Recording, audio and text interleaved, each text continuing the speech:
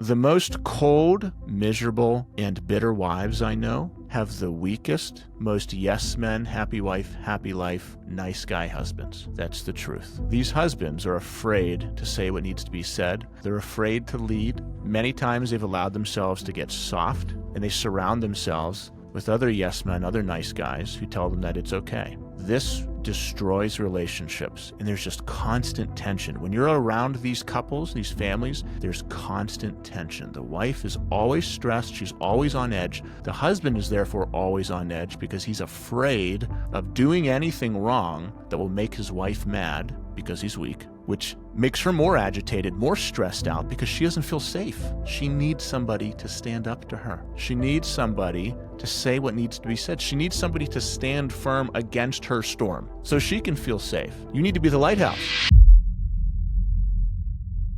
In your home, you are either the thermometer or you're the thermostat. The thermometer reads the temperature of the room. He reacts to the chaos of his house. If things are calm and happy, he's calm and happy. If things are chaotic, he's chaotic. If there's tension and anger in the house, he has tension, he's angry.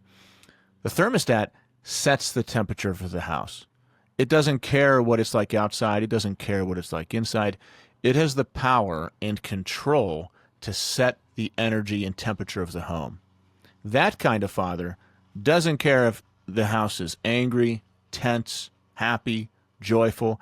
He comes in and sets the temperature for the home because of his discipline and self-control. On this podcast, we're going to teach you how to go from the thermometer to the thermostat and become the man who sets the temperature and energy level for the home and doesn't react to it. The thermometer father is a slave to his environment. And here's what that looks like.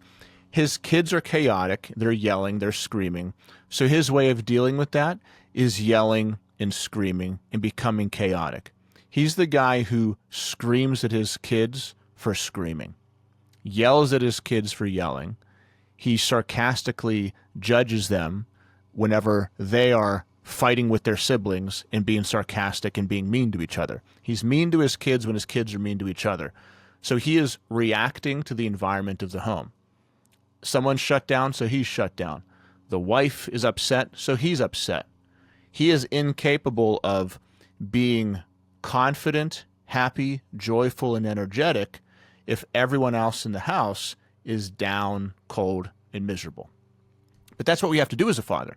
That's what the thermostat father does. He's able to control that.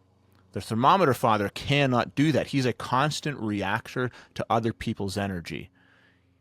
That happens whenever he is unconfident in himself. That happens when he has a lack of self-discipline and a lack of control. When he has a lack of self-identity. He doesn't know. He's also the guy who wakes up every morning and says, am I going to be disciplined today? He's the guy who tells himself, I am not going to drink.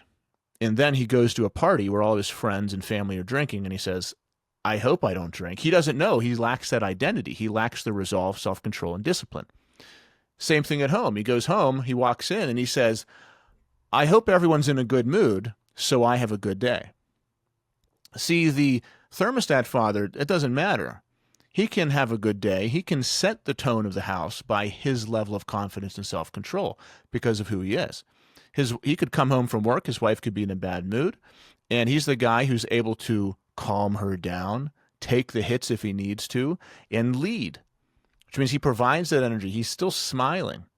His kids can be freaking out, and he doesn't have to freak out. Whenever they're having tantrums and screaming, and I've heard from fathers of their kids, they say, my son, he just goes out of control. We've had multiple guys in Men of Fire who have kids like this. They're like, yeah, my son, he's out of control. He's breaking the doors down. He's hitting his sister. And all I have to do, like the only way I can control him is if I tackle him. So that's meeting violence with violence. That is the definition of a thermometer father. And our goal is to take you from being that to the thermostat.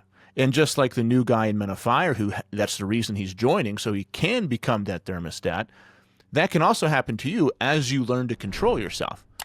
That's the difference between these two fathers, the thermometer and thermostat. The thermostat can control himself, the thermometer can't. It just reads the room. Wouldn't it be nice when your kids are freaking out, screaming, shouting, being mean to each other, if your heart rate just stayed the same? Wouldn't that be nice? If you didn't feel that urge to just snap and go crazy? That's a possibility. I'm not perfect at that, but I can tell you most of the time that's me. You can ask my wife. It's the same thing. But I can also tell you truthfully, I'm not perfect. I still mess up. And also, I didn't used to be like that. I had to work my way into being that person. I used to snap more often when I was less controlled. Wouldn't it be nice whenever your wife is stressed out and anxious and starts to say things to you that get under your skin a little bit, that you don't become defensive and irritable and judgmental and you create a conflict? Wouldn't it be nice to just smile, maybe laugh, and say, all right, babe, I get it. That wasn't nice. I know you're having a bad day, but let's talk about this a little bit later when things cool down. And your heart rate just stays the same. You don't feel that heat come into your chest where you feel like you have to crush somebody right now. You know that feeling. Feeling comes up. I remember a specific time whenever my son, when he was a toddler, was in my car and I was driving him to daycare. And he was just shrieking and screaming. And I felt this heat come up in my chest. I was like, he was screaming for no reason. I just shrieked. I was like, stop it. I still regret that day because he started crying after that. I couldn't handle it. I was a thermometer father in that moment. He's 11 now. That was maybe 8, 9 years ago. And I still remember it. I still remember the look on his face when he was crying because I was reactive and I had a lack of self-control. What I did after that, though, is I said, okay, I'm going to be driving my son to school for the next 3 years for the daycare that he was in. I can either react to this or I can control myself. What can I control? I can't control him. He's a baby. He's a toddler. He's going to freak out and scream for no reason. So what I did, I went out and I just bought some earplugs. And I started taking him to school with earplugs in. When he was in a great mood, I would take them out. When he was screaming or crying about something, I would put them in so that I wouldn't let it affect me. Because when my kids started screaming and shrieking, I could just feel my breath get shorter. I could feel the heat coming up, and it was like I couldn't handle myself. But now I've got techniques. Now we have specific methods of dealing with that, such as breathing. It's the same thing as jujitsu. You start to get anxious and stressed out when your kids are freaking you out, and you can feel yourself getting tight and angry. You just start to breathe slowly, take time, and you slow the world down. Because when the chaos is happening, the world is speeding up. It's getting crazy. It's getting hot. It's like you're in hell. And what you need to do is take a step back, put yourself in heaven just like Happy Gilmore. Go to your happy place, slow your breath down, take yourself out of the room if you need to, and then choose how you're going to react instead of emotionally react. That's what the thermostat does instead of thermometer. Wouldn't it be nice to do that? I'm telling you, you can do that. And I'm going to teach you throughout this episode how to do that, especially at the end. I'm going to give you a blueprint, as I like to do, give you guys actionable things you can do. And just the third example for this one, for the thermometer father. How about work, business? You got a bad day of business. Deals aren't closing. Deal fell through. Got yelled at by your boss. Human resources problem. Something happens at work. Bad client. So you're just stressed out. You're in a bad month and finances are tight. And bad day at work. So you kind of come home and you bring a dark cloud with you. That's the thermometer father. He's the guy who can't separate those two lives. And then whenever you come into the home with a dark cloud, the entire family's temperature plummets. That's the power that you have as a father. You have the power to completely raise the energy level, raise the joy level. You can make your entire house happy. It's like you're a wizard. Isn't that nice? Isn't that amazing that you have the ability to do that? Think about when you were a kid. Remember when your dad was just in a great mood? The whole house just felt easy. Maybe he was on vacation. You're like, man, I love vacation dad. I've heard that a lot. I love vacation dad. Okay, it shouldn't be just vacation dad, though. That should be 365 dad. That should be the way that you just are because of your habits, your routines, your practice of daily discipline and self-control, you are now the father that can set his own temperature. You're your own thermostat. And because of that, you're now the thermostat for your own family. The only way we do that is through daily work, daily discipline, habits, replacing our habits, building routines, taking care of our body, eating healthy, cutting out the vices, cutting the alcohol out, cutting the weed out, cutting these things that make us feel like garbage, and building ourselves into a strong, resilient, disciplined man. That's how we go from thermometer to thermostat. The thermometer father is not a leader, he's a reactor. Because leaders don't follow. Leaders get followed.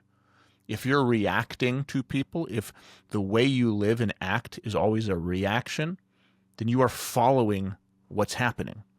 You're not ahead of it, you're always behind it. If you react to the tone and energy of the house, you're not leading, you're following. You're coming up to the house, you're seeing what the environment is, and you're deciding how you're going to react based on that, instead of saying, this is the man that I am. This is the kind of husband and father I am. I am warm, I'm strong, I'm loving, I make my wife laugh, I make my daughter laugh, I make my son feel strong by the words I speak to him.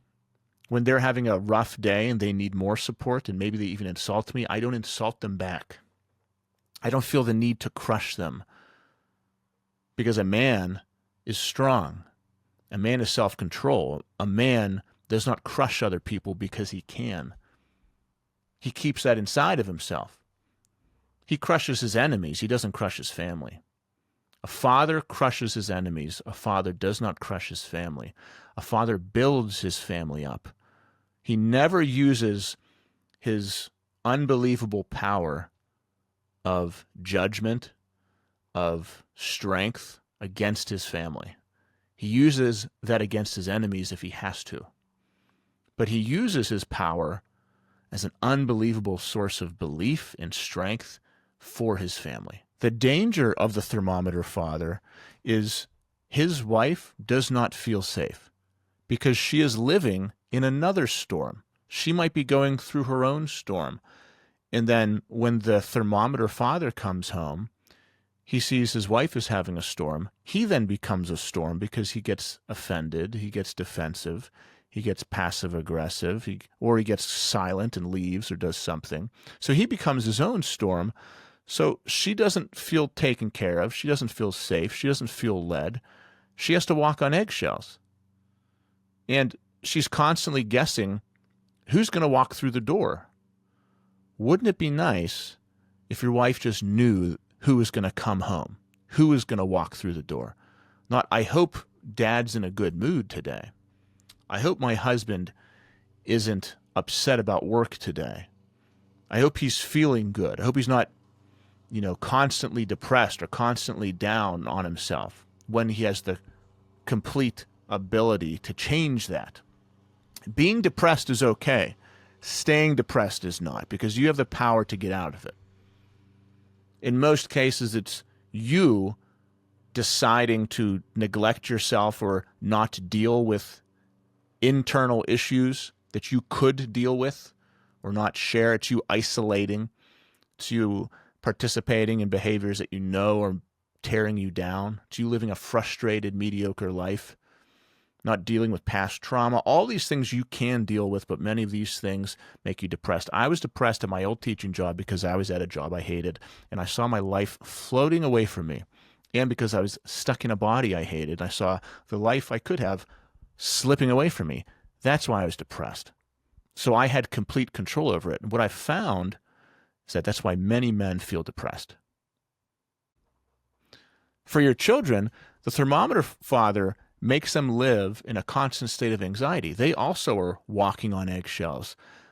They're hoping their father is happy. They're hoping their father's in a good mood. They're hoping vacation dad walks through the door. They might be thinking, I hope dad didn't lose a sale today or else it's going to be hell for me. I hope dad's in a good mood and he wants to play with me, or he's just going to sit on the couch drinking beer and watching TV, scrolling his phone while I ask him to play, and he chooses a TV and phone over me again.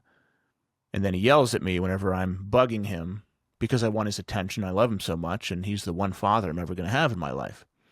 I hope Dad's in a good enough mood to acknowledge me and choose me today, and I don't have to run around scared walking on eggshells and pretend to be somebody so he accepts me and loves me. I hope Dad chooses me and loves me as I am. That's what the thermometer father's child is thinking. What they learn is that their leader is not in control. They have no compass. They have no compass to orient to. That's what a father should be. Just another guy who's reacting. And that makes them feel very unsafe. So what does the thermostat father look like? This is the vision. This is what we're going to work towards. The thermostat father operates by his internal standard. He decides what the emotional temperature of his home will look like. He doesn't react to it. He is the lighthouse. This is the standard of the Men of Fire program. It is the lighthouse. It is on our shirts. It's on everything. What does the lighthouse do? The lighthouse does not react to the storm. It stands tall. It guides the way for the ships. It is this feeling of safety in the storm. Whether it's a beautiful day or it's a hurricane, the lighthouse stands strong and it shines. And everyone that needs that lighthouse can always depend on it because it does not matter what the weather is. It always stands firm. That's why in Men of Fire, we strive to become the lighthouse, to become unbreakable, dependable, inspiring leaders. We're always shining. We're guiding. We need this figure to work towards. We need this symbol so that every day we can wake up and say, how can I become this? What is taking away from me being the lighthouse? What is taking away from me being the thermostat? Is it vices? Is it bad habits? Is it excuses and limiting beliefs I'm giving myself? What is stopping me from becoming this man my family needs? And then we cut those things out. So then what does that look like? Let's go for the kids. He comes home from work. The house is in chaos. His kids are screaming. He enters the room. He absorbs the chaos. It's like the lighthouse in the storm. It just stands. It absorbs the storm. It doesn't crumble. He absorbs the chaotic energy without reflecting it. His calm presence alone lowers the temperature. Remember when you were a kid. Remember when Dad was just in a really bad mood. He was screaming. He was angry. How terrifying that was. How on edge that made every single person in the house. Don't be that to your family. Be the guy who's just calm no matter what. And the energy just comes down. It's, oh, thank God, Dad's here. Everything is okay because Dad's home. Everything's okay because Dad's here. Your calm presence is the no matter what standard that brings the calmness down, that brings the storm down. It doesn't matter. No matter what, Dad's got his shit together. No matter what, Dad's calm. No matter what, Dad's confident. He's going to smile. He's going to crack a joke. You're on vacation. You make a wrong turn in a city you don't know. It's okay. Dad's going to laugh about it. He'll figure it out. He doesn't freak out. I have a bad day at school. I get in trouble with the principal. Dad's going to correct me, but he's not going to crush me with judgment. He's going to guide me with strength and warmth. He'll discipline me, but Dad still loves me. I feel safe with my dad. I feel warm, loved, and chosen with my dad. That's the thermostat father that we're trying to be. That's what the lighthouse does. Now with the wife, guys, our wives get stressed. Wives have a tendency to get stressed about things that we don't get stressed about. Little details. They're built different. They focus on little details that we look past. We are trying to figure out what we want our vacation to be remembered by. So we're planning amusement parks, we're planning trips, and we're thinking of big picture things. They're focused on what to pack in the lunchbox when we go on this one hike and how we're going to get there, which needs to be done because that adds to it, right? Those are the things that really make the trip. It's like, oh, my mom packed me my favorite sandwich. which we love. That's why we love women, because they care for us like that. They care for the family. They do the things that we do not do. When I go to the beach with my son, sometimes I would take him on like a beach day, and Lauren will stay home, whatever. It's like, all right, we're out of the house in 2 minutes. Like, grab your swimsuit, grab a towel, sunscreen, we're out of there. When the girls come, it takes us an hour and a half to leave the house. And I'm just sitting there thinking, what steps are you introducing to this process that I am not introducing? Like, for me, it's a 3-step process to go from sitting on the couch to driving to the beach. What 100 other steps are you implementing into this process that I am not? But women are focused on the details. And there's been more than one time where I've gone to the beach or gone camping and forgot blankets or toothbrush or all these little things that they've got lists for and they've got details for, because they want the home to feel loved. You know, they want to care for everybody, which is why we love them so much and why we choose them, which is why women are great. That's why we need feminine, caring women to do that, because they're the yin to our yang. They make the house caring and loving, and they take care of those details. But that's what they're focused on. So when those little details aren't in order, sometimes they get stressed out. What we have to do as leaders, as the lighthouse, is to not reflect that. We don't match their stress. Just because your wife is stressed about something doesn't mean you become stressed about that something. You don't have to. That's not what she wants you to do. If she's stressed, the last thing she wants is a stressed partner. She wants an unstressed, calm partner. Some men think, because my wife is stressed, it would be the nice guy thing for me to do to be stressed right now, so she thinks I'm empathetic and I'm a nice guy. That's the weakest, non-leader, worst thing you could do. You need to be unaffected. Not uncaring, unaffected. It's all right, babe. I'll listen to you. We'll take care of it. You calm her down. You don't tell her she's being emotional and stressed. That's not what I'm telling you to do. It's not going to end well. You're the source of strength and calmness. You provide safety. You don't match her stress. You are her harbor. You are her lighthouse. She comes to you. Think of like the safe harbor. You can sail to it, and it's safe and it's calm there. You're not another wave for her. She's already going through her own storm. The nice thing to do isn't to also be the storm. When you are this thermostat husband, when you're the lighthouse husband, you make your wife feel profoundly safe. She trusts you. She can be vulnerable because she knows that you are unshakable. She can be feminine. Let me be really honest with you. And if some people I know listen to this, this is going to really offend them. Here's the truth.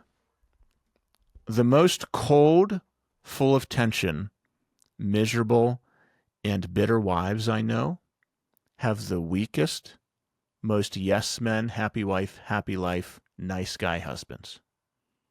That's the truth. These husbands are afraid to say what needs to be said. They're afraid to lead. Many times they've allowed themselves to get soft, and they surround themselves with other yes men, other nice guys who tell them that it's okay. This destroys relationships, and there's just constant tension. When you're around these couples, these families, there's constant tension. The wife is always stressed. She's always on edge. The husband is therefore always on edge because he's afraid of doing anything wrong that will make his wife mad because he's weak, which makes her more agitated, more stressed out because she doesn't feel safe. She needs somebody to stand up to her. She needs somebody to say what needs to be said. She needs somebody to stand firm against her storm so she can feel safe. You need to be the lighthouse. You know couples that maybe you are one of these people. You never feel safe now as a husband because you are living in an emotional lightning storm of your wife's emotions, which is partly your causing. It's partly your fault because you're providing her no security and no safety. You're turning her into a nagging housewife. You're turning her into one of those 90s sitcom wives because you're the 90s sitcom dad who's lazy, drinking beer, let himself go, and can't be relied upon for everything. And now looking back, that's why it all makes sense.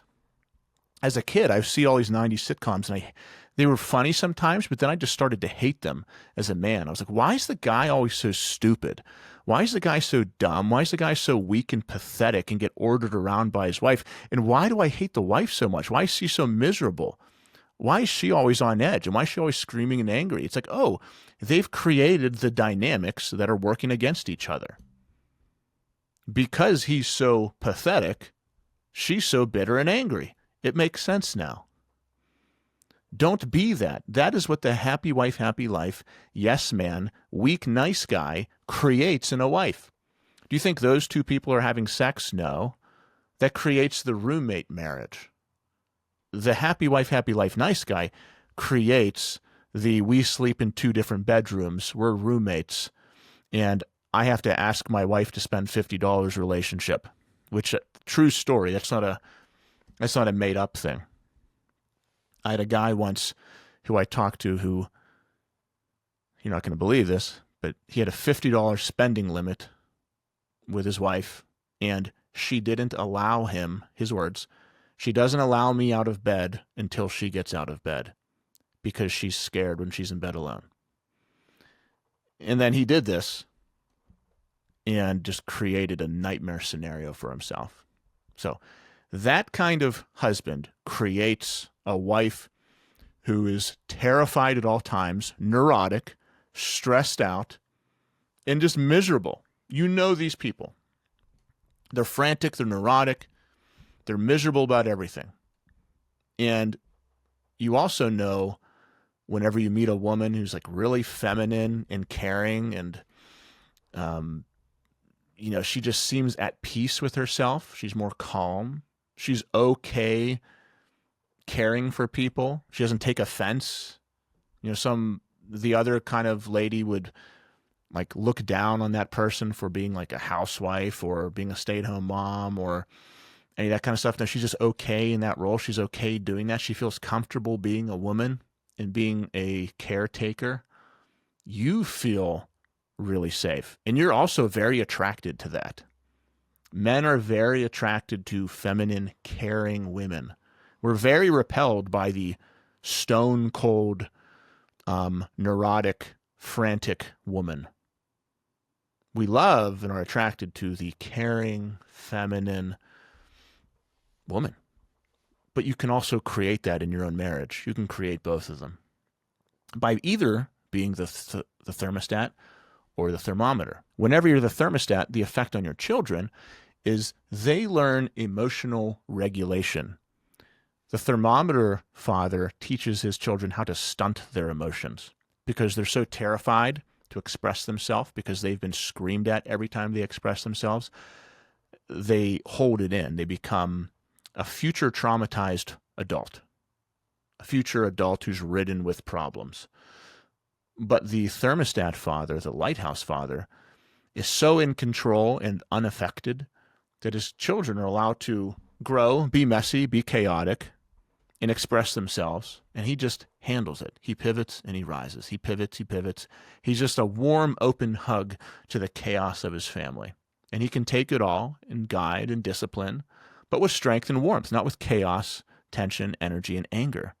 He's going to be remembered as a man that they need in their life, not a man that they have to run from. They borrow his calm nervous system, just like we talked about on the podcast last week with Dr. Cindy Hovington. This is everything I'm telling you now. If you want to, you can look it up. It's backed by a study. She talked about these things. The thermostat father has a nervous system where he's calm, he's warm, he's emotionally regulated. He gives that to his children. His children are then not as stressed out, not as anxious. I've seen this as a teacher many, many times. I've dealt with thousands of children being a teacher. You know when someone has crazy eyes, women, children, some men, but you just feel a nervous energy around people, a nervous, frantic energy, and I feel bad for them because that means they're suffering and they're in pain and they're scared. But I'd occasionally have a kid like that, where the kid would just be super frantic and nervous, and he was on edge. And he'd just transmit that energy to everyone. And then at parent-teacher conference or at a concert or something, I'd meet the parents, and the mom and dad are just frantic, terrified for no reason. It's like, I see this in old people a lot. I'll be driving my truck down the road with the speed limit. They'll be taking a walk. And I purposely, because I know they're like this, I go into the opposite lane, give them tons of room if it's open.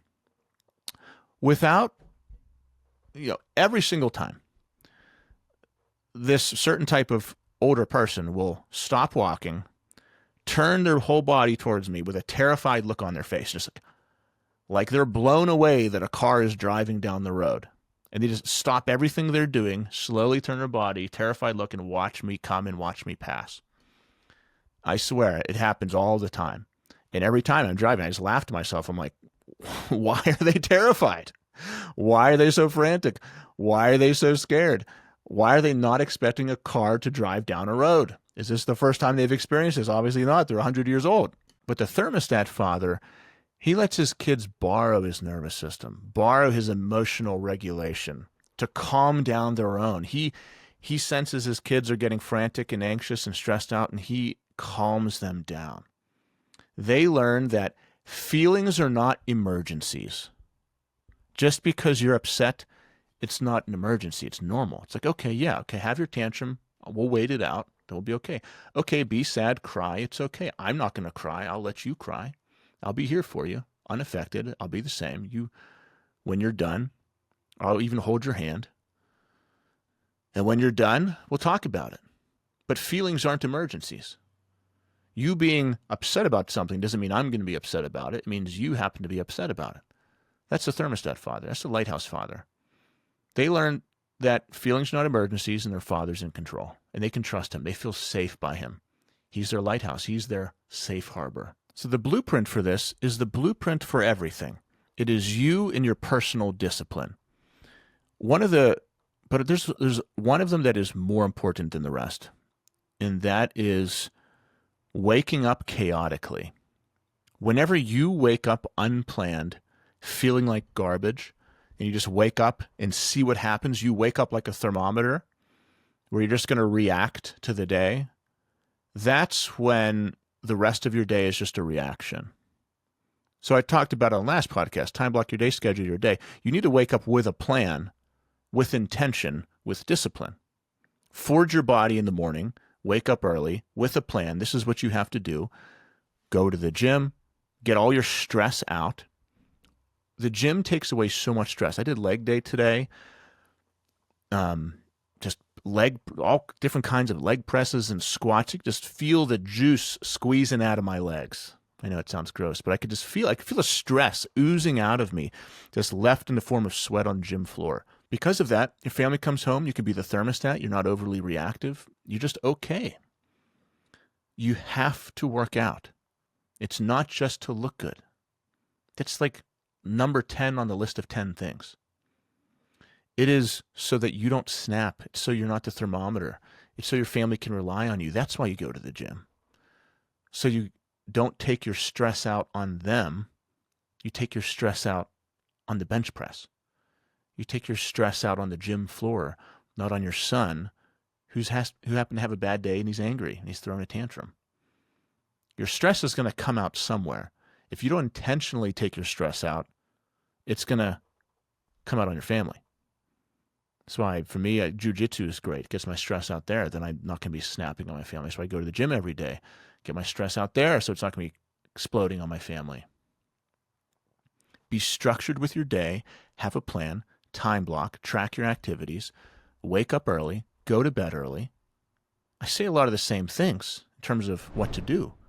It's because the great lie is that it's something that you don't already know. You already know this. You just have to do it. You've been avoiding these things. Sometimes we avoid these things because being consistent at something is very hard. And we're looking for the magic pill, the most complicated solution, the newest solution, the fanciest solution, when really it's just discipline, consistency, being able to do the same thing and keep our promises 30 days in a row, then 90 days, then a whole year. Go to bed early, wake up early, plan your day, go to the gym every single day, do some type of workout every single day, get your stress out physically, challenge yourself physically every single day so you do not take this out on your family. Another thing is certain vices that we consume that you know make you feel like garbage. I've heard this from guy after guy, and I've experienced it myself. You drink too much the night before, the next day you're just in a bad mood. You could get away with that whenever you were in college and you didn't have a family and a house to take care of the next day or going to work the next day. Like you stay out late at a college party, no big deal, right? You wake up at noon the next day. Maybe you start drinking at 2 o'clock for the next party. Doesn't really matter. But now you stay out drinking. You wake up late on Saturday. Your wife's pissed. You wake up to a list of chores to do. You feel like garbage. Your kids are screaming. Now you feel like more garbage. Then you look in the mirror and you hate what you see. Now you feel like more garbage. So then whenever anyone in your family needs you to be an inspiring, energetic, calm force, you just crumble. So quit drinking so much. You know it's hurting you. You don't need it. You don't need it to close that deal. You don't need to drink to get the promotion. You don't need it to make your clients happy. What's more impressive than all those things is a disciplined leader they can follow, an unbreakable man. That's what's more impressive. More guys are coming to me and telling me that weed and vaping is stealing their passion. I've had multiple guys come through my group, give all of that up, and flat out quit their 9 to 5 and start businesses. In their words, it was because weed was stealing their ambition. It was never my problem, but I'm giving you the words of men who it was their problem. It was ruining their life. And the weed was also leading to other drugs and other vices. It was just making them live life in a fog.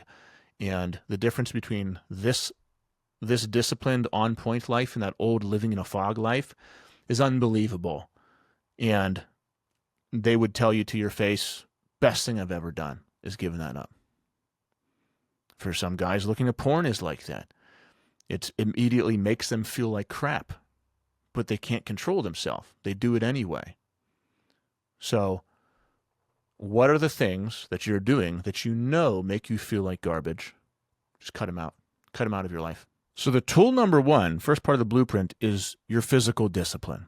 That's what I just talked about. This tool number one, your power source, your body. You got to master that. If you're neglecting yourself, then you can't expect anything else I talk about to work. Nothing. You can't say, Chris, I want to be a better father, and then also be riddled by alcohol and vices and be addicted to sugar and feel like crap all the time. It's not going to happen. You have to master tool number one, yourself first, your physical discipline. Tool number two is active presence. These are strategies on how you can actually set the temperature in your home. Because the truth is, discipline builds the capacity for presence. If you are not disciplined, you have no capacity to be present at home because you're so full of your own bullshit. You're so tired all the time. You have no energy. You're so full of frustration. You're so chaotic because you didn't get anything done because you're undisciplined. When you're disciplined, it's like you've got X's and O's in your brain. You've got straight lines. It's like a city that's built on a grid versus Pittsburgh, which is like spaghetti. The disciplined city, okay, I actually know where I'm going. I've got the capacity to build new buildings because it actually makes sense. Pittsburgh, the spaghetti city, where roads are just all over each other and jumbled, and it seems like it makes no sense. You've got no capacity for that. It's hard to understand where you are. You're constantly jumbled. When you're disciplined, with your thoughts and with your routines and what you're doing throughout the day and with your body, everything's clicking on cylinders. Everything makes sense. Okay, now I have the capacity to be present for my family. I'm going to give you 2 quick strategies here. First one is the transition protocol. That's whenever you're coming home, you have to go from work person to father, husband person. And maybe you're driving home from work, or maybe you're at home and your family is then going to come home. You need a transition. You can't just, in the middle of sending an email or as you're on a call, start talking to your son. It's not going to work. You need 5 minutes at least where you're doing a meditation, you're doing some type of visualization, something. Maybe you're in your driveway and you're listening to music, whatever it is. What I do is I work at home for the most part, but if I'm coming home, I'll stop at a parking lot, like at the top of my hill, and I'll sit there for a couple minutes and decompress. Like if I'm coming from a stressful work environment or something that's stressing me out, I'll take a couple minutes and decompress before I drive down the hill and enter my home. Another guy in our group, he calls it the doorknob philosophy. He says, anytime as soon as I walk up the driveway, walk up the steps, and I turn that doorknob, I'm leaving work behind and I'm becoming the father my family needs. For him, he visualizes the man he wants to be as he's walking up. You need some type of transition from the man that you are, businessman, workman, to the loving, energetic, warm, secure husband and father that your family needs.